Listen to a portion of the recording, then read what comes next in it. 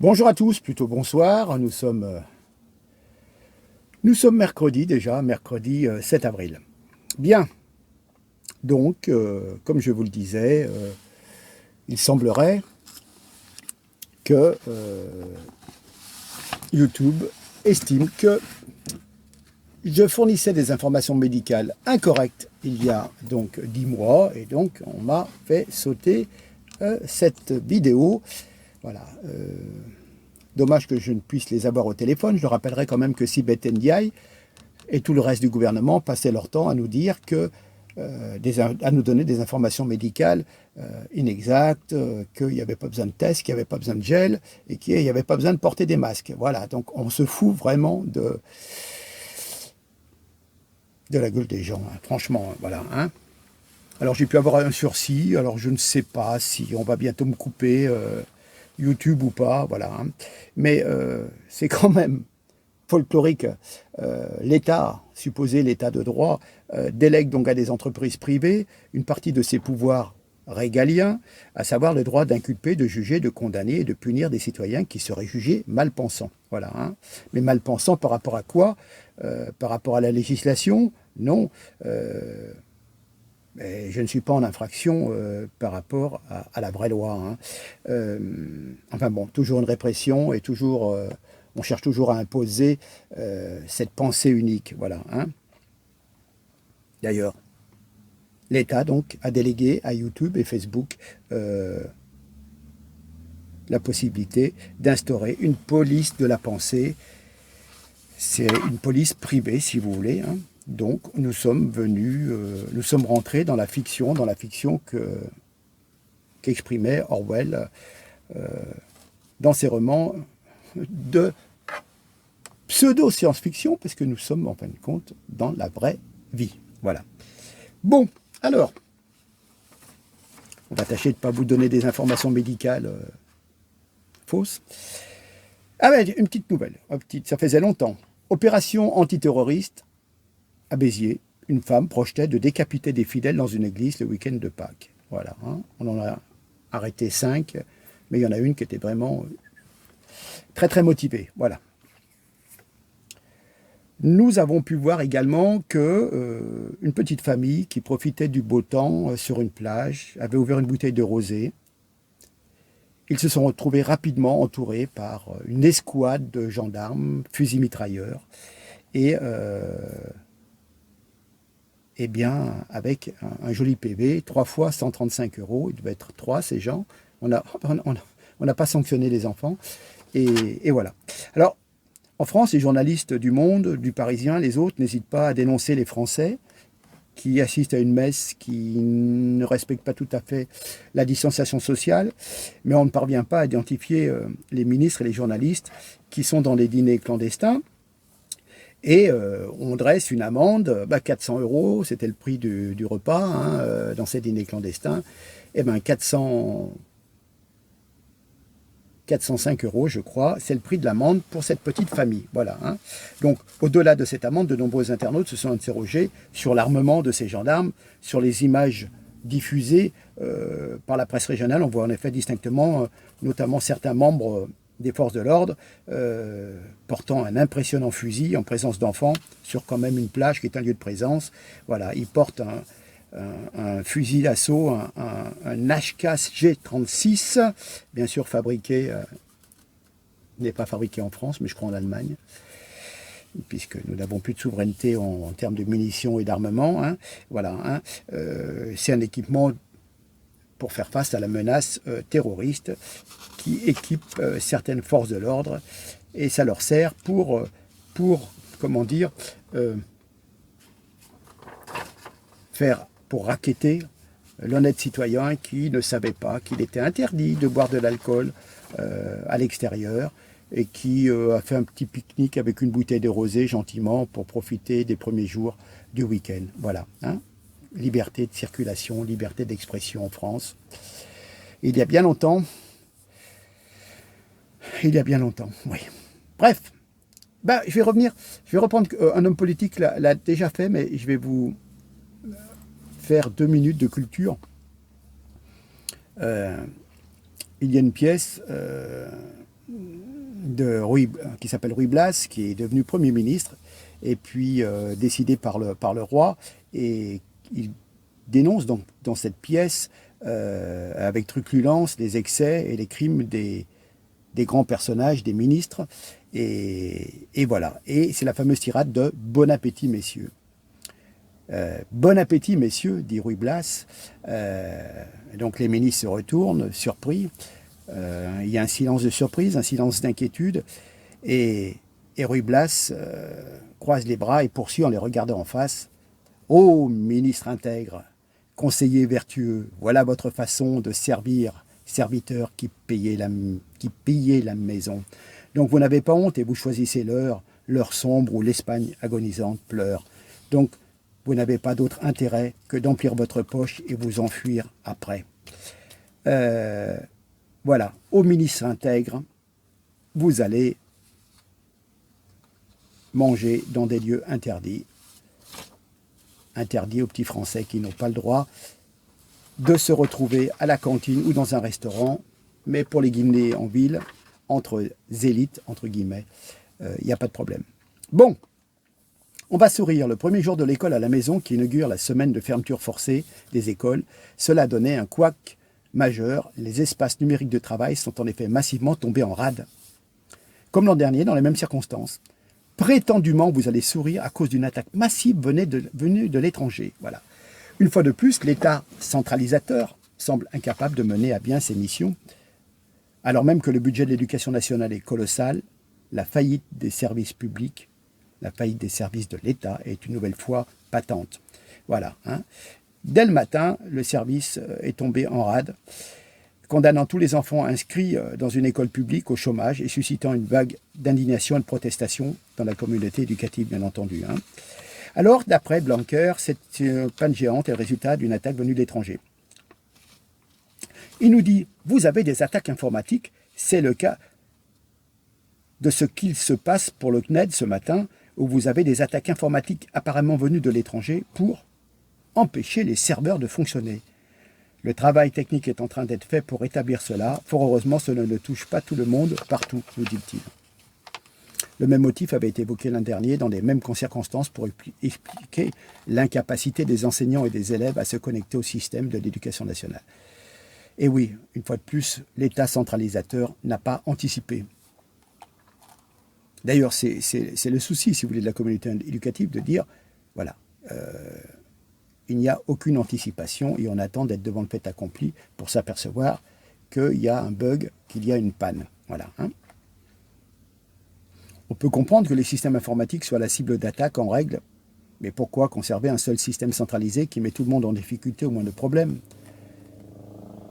Une fois de plus, le risque d'effondrement de ce système unique ne semble pas avoir été pris en compte par l'administration qui en a la charge et aucune parade crédible ne semble avoir été trouvée à un problème déjà rencontré il y a un an.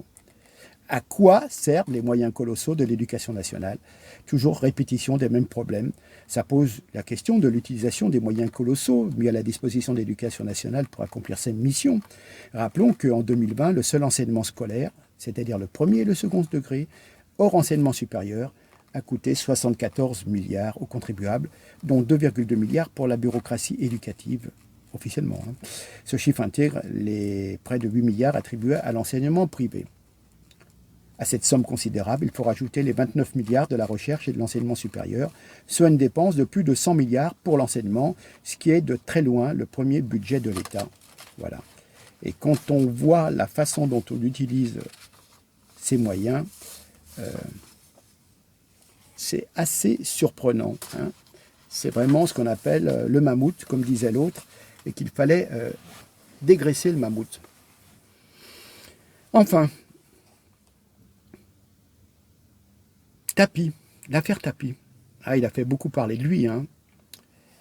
Pour une fois, ce n'était pas pour une ténébreuse embrouille financière dans laquelle serait mêlé l'homme d'affaires, gravement malade, bien sûr. Il s'agit de l'agression sauvage et odieuse dont son épouse et lui-même ont été victimes. On en a parlé la dernière fois. Voilà.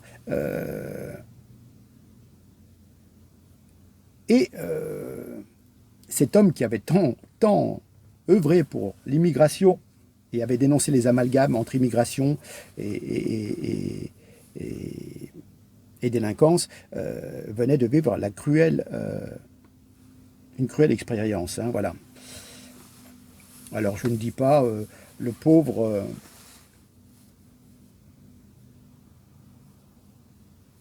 comment il s'appelle, Jean Messia, qui s'est fait insulter par le fils Tapi. Il a subi un assaut en règle sur le plateau de Touche pas à mon poste, lundi 5 avril. Le fils de Bernard Tapie lui a demandé de rester chez lui, de fermer sa gueule. Voilà. Hein. D'ailleurs, il citait le comportement exemplaire de Lassana Bathily lors de la prise d'otage meurtrière de l'Hyper Cacher en 2015. Oui, ben, récit héroïque de ce migrant clandestin malien, qui a été d'ailleurs remis en cause par les otages eux-mêmes. Donc il y a des choses qui sont vraiment pas claires. Voilà. Mais même s'il a été un véritable héros, on peut mettre en lumière un immigré africain, parce qu'africain pour le beau geste, mais pourquoi diable ne pas mettre un coup de projecteur sur les innombrables actes de délinquance et de criminalité d'autres Africains. Voilà. Hein. Généralement, vous savez, quand il y a des victimes, on met toujours en avant les origines, la couleur de peau. Adama Traoré, Michel Zecler, George Floyd, voilà. Dans le temps, il y avait les enfants, les adolescents, Ziad et Bounia, voilà. Autant de drames où il était question de Noirs, de Maghrébins, voilà. Hein. Donc c'est toujours cette immigration qui est victimaire, qui fait l'objet de toutes les attentions du système médiatico-politique, voilà. Mais par contre, les Blancs, taisez-vous, hein, comme dirait Audrey Poulvard, hein, voilà. Dès qu'il y a un geste positif d'un émigré, heureusement qu'il y en a de temps en temps, c'est récupéré, instrumentalisé, sans aucune décence par les médias, les politiques, qui donnent souvent lieu à la création d'un peu d'une légende, et puis à la naturalisation dans la foulée. Hein, voilà. Mais il y a des centaines de milliers d'actes criminels qui émanent de l'immigration, et là il y a une omerta qui se met en place, et gare à celui qui va dire quelque chose, qui va éventer... On va tout faire pour éviter de donner les noms de ces délinquants. Et là, si vous en parlez, vous êtes un facho, un raciste. Voilà. Hein. Mais de qui donc les policiers tiennent-ils le fait que les agresseurs sont 3 Noirs et un Maghrébin? Eh bien, du couple Tapie lui-même. Donc, Bernard Tapie et sa femme ont donné le profil racial de leur agresseur. Voilà. Hein. Ils n'ont pas dit c'est des jeunes. Hein. Non, non, non, non, non. Bernard Tapie n'a pas donné une description déracisée, hein. Il a bien précisé quelles étaient ces personnes. Voilà. Hein.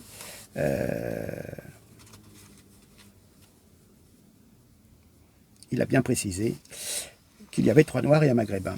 Donc voilà, donc on peut dire que Bernard Tapie donc, est raciste, parce qu'il a su dire que ses agresseurs étaient des gens d'immigration, voilà. Hein. Mais quand il a raconté à André Berkoff sur Sud Radio, encore plus surpris, hein, Bernard Tapie dit à ses agresseurs, mais je ne comprends pas, il leur a dit qu'il avait toujours été de leur côté, dans l'espoir de les ramener à la raison et d'éviter de se faire tabasser. Hein. Et pour toute réponse, un de ses agresseurs va lui dire, va te faire enculer, ça c'était avant, voilà, il continue à le frapper, voilà. Hein. Pourtant, Dieu sait si Bernard Tapie a toujours été du côté des immigrés. Et là, les agresseurs, vous voyez, n'en tiennent absolument pas compte. Les envahisseurs n'épargnent jamais très longtemps les naïfs et les traîtres qui leur ont ouvert la porte. Voilà. Hein. Et oui, tout bourgeois, immigrationniste que vous êtes, eh bien, le vivre ensemble, vous n'y passez pas à travers, et il y a quand même... des risques pour vous, hein, pour les bourgeois, pour les notables. Les murs de votre domaine ne les ont pas arrêtés et n'épargneront personne. Voilà. Hein. Mais de toute façon, ça fait des années que le fait d'être blanc vous relie à l'esclavage, au colonialisme, au racisme. Et on dit que vous devez encaisser tête baissée parce que c'est la réalité de l'histoire. Hein. Voilà. Mais la réalité, c'est que... il suffit de visiter les prisons. L'immigration arabo-afro-musulmane est considérablement surreprésentée dans la délinquance, la criminalité, le fanatisme religieux, et je ne parle même pas du terrorisme. Hein. Bon. Voilà. Alors, il faudrait que, éternellement, nous puissions tendre les joues, être tout le temps dans la repentance. Quand je dis tendre la joue, et mettre le genou à terre, voilà. Hein. Depuis des années, nous vivons une immigration de peuplement arabo-afro-musulmane, et on nous serine à longueur d'années que cela se passe très bien, qu'un vivre ensemble serein et pacifique se met en place, et qu'on s'enrichit de cette lente subversion. Voilà. Hein. Non, ça se passe pas bien, c'est pas si pacifique que ça. Hein. Et au contraire, ça nous enrichit absolument pas. La France est en train de couler, et ça nous entraînera peut-être vers une guerre civile. Oui, hein, c'est malheureux à dire. Hein. Voilà, faut arrêter cet assaut pendant qu'il est encore temps. Mais il y a le camp du mensonge. Hein. Il y a le camp du mensonge, le camp de l'anti-France qui ne veut pas de cette résistance, car il veut que dans 20 ou 30 ans, le peuple français n'ait plus d'autre choix que de se soumettre. Ou partir à l'étranger, partir dans les îles, quelque chose comme ça. Hein. Voilà. D'ailleurs, avez-vous remarqué que chaque fois qu'il y a des gitans qui sont impliqués dans une affaire délictuelle ou criminelle ou des troubles à l'ordre public, les médias n'hésitent pas une seconde à désigner les auteurs comme des gens du voyage. Là, personne ne se scandalise de ce qui contribue à stigmatiser une population qui est déjà pas mal. Par contre, dès qu'on dit ce sont des gens issus de l'immigration, ce sont des Maghrébins, des Africains qui ont fait ces attaques, qui ont fait ces vols, ces cambriolages, voilà. Mais évidemment, les gitans sont des blancs, donc on peut les dénoncer. Mais pointer du doigt des Arabes, des Noirs, alors là, il ne faut surtout pas le dire. Voilà. Hein. C'est de l'hypocrisie. Terminé. Il y en a marre de cette gauche et de cette droite de la bien-pensance qui ont décidé depuis quelques années de mettre la race au cœur du débat politique. Et puis, pour remettre toujours la faute sur le dos des Français, hein, et de la colonisation. Voilà. Le temps est venu de la vérité, hein, simplement. Il faut mettre tout sur la table et sortir de cette somnolence. On a des médias d'ailleurs qui nous donnent des sédatifs, hein, qui nous font gober n'importe quoi. Voilà. Nous sommes chez nous et nous devons nous battre pour y rester, pour imposer, pour sauvegarder notre civilisation tout simplement. Nous sommes chez nous et nous souhaitons vivre, rester vivre en France et en tant que Français, avec nos us, nos coutumes, sans haine de l'autre, mais dans un premier temps, nous sommes chez nous. Nous acceptons que certaines personnes viennent, mais pas pour foutre le bordel. On est d'accord. Voilà. Hein. Dans n'importe quel pays, si vous êtes étranger et que vous commettez des délits, on va vous dire, vous êtes bien gentil, monsieur, déjà vous allez 3 mois en prison, et ensuite, un coup de pied au derrière, et vous retournez dans votre pays. C'est tout. C'est pas de la race, c'est... Voilà. Voilà. Si moi-même je commis des délits aux États-Unis, on va pas me dire, quand vous sortirez de prison, vous viendrez vous inscrire à Pôle emploi, et puis on vous donnera une allocation de réinsertion et une allocation de logement. Hein. Voilà, on va vous dire, monsieur, vous retournez en France, terminé. On ne veut plus vous voir sur le territoire américain. Eh bien, ça devrait être la même chose en France, c'est tout. Après, que la personne soit jaune, rouge, bleu, peu importe. Si elle n'a pas une carte d'identité française, c'est ainsi. Il y a des gens qui viennent de l'étranger, c'est pour se tenir correctement, pas pour faire des crimes et des délits et faire du trafic. Voilà, c'est tout. Que dire? Voilà, donc Bernard Tapie, bienvenue dans la vie réelle. Je reprends le titre que j'avais donné la dernière fois. Sur ce, je vous dis à très bientôt. Alors, j'ai oublié le principal. Je vais donc créer, à cause de cette censure, je vais créer carrément, je vais essayer de me faire héberger et je vais créer une page spécifique. Et comme ça, YouTube ou Facebook ne pourra plus détruire, si vous voulez, mon travail. Et donc, les vidéos seront archivées et vous pourrez y avoir accès sans aucune censure. Voilà. Il faudra mettre ça en place, ça va durer quelques semaines quand même. Je lance un concours, tiens. Vous savez, il faut trouver un titre le plus court possible, hein, pour pouvoir dire, tiens, je vais voir un gars qui fait des vidéos. Alors, l'actualité vue par Franck Muller, ça sera toujours le thème principal. Mais lorsque vous échangez avec une personne, c'est trop long. on l'a tapé sur Google, c'est assez long à trouver et puis on ne mémorise pas. Donc il faut trouver un titre beaucoup plus court. Vous voyez, à titre d'exemple, je pourrais dire l'actualité de 5 à 7 ou Patriote Actu. Ou, vous voyez, il faut aidez-moi, si vous avez des idées, à trouver quelque chose qui soit parlant, qui explique bien ce qu'on échange ensemble.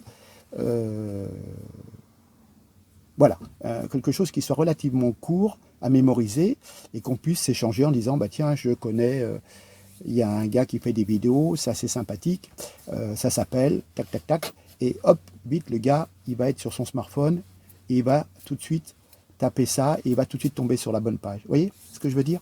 Donc si vous avez des idées à me soumettre, de titres qui soient un petit peu pétants, courts, faciles à se mémoriser, et ben j'attends vos suggestions et puis petit à petit on mettra en place voilà, un site où on ne viendra pas 10 mois après me dire ah oui, vous avez donné des fausses informations médicales. Franchement, avec toutes les conneries qu'on a entendues depuis un an de la part du gouvernement, c'est dur à encaisser, quoi. Voilà, c'est dur à encaisser. Enfin bon. Donc voilà, chers amis. Donc en attendant, je vous demande de partager sur vos pages Facebook, s'il vous plaît. Et puis, pour l'instant, cette vidéo sera sur YouTube. Elle sera également sur VK et sur Odyssée en attendant. Elles seront toujours diffusées d'ailleurs, mais en partant, si vous voulez, d'une page mère qui sera une page hébergée dans un site payant. Et voilà. D'accord? Bon, sur ce, si vous avez des idées, n'hésitez pas en commentaire à me laisser des idées de titres. Je compte sur vous. Merci. Et puis on va cheminer ensemble. Et puis je vous mettrai au courant au fur et à mesure des évolutions. Et puis je pense qu'on va y aller. Parce que de toute façon, avec la campagne électorale, la censure va être de plus en plus présente. Donc il faut absolument se prémunir à l'avance. Sinon, ils sont capables de vous couper votre chaîne juste 2 mois avant les élections. Vous voyez, c'est bien le genre. Voilà. Donc, c'est le problème, hein, les médias. Ouais. Bon, allez, sur ce, partagez. Allez, je vous remercie. À très bientôt. Je vous salue. Je vous embrasse. Et puis, je vous dis à très bientôt. Merci beaucoup, en tous les cas. Bonne soirée. Au revoir.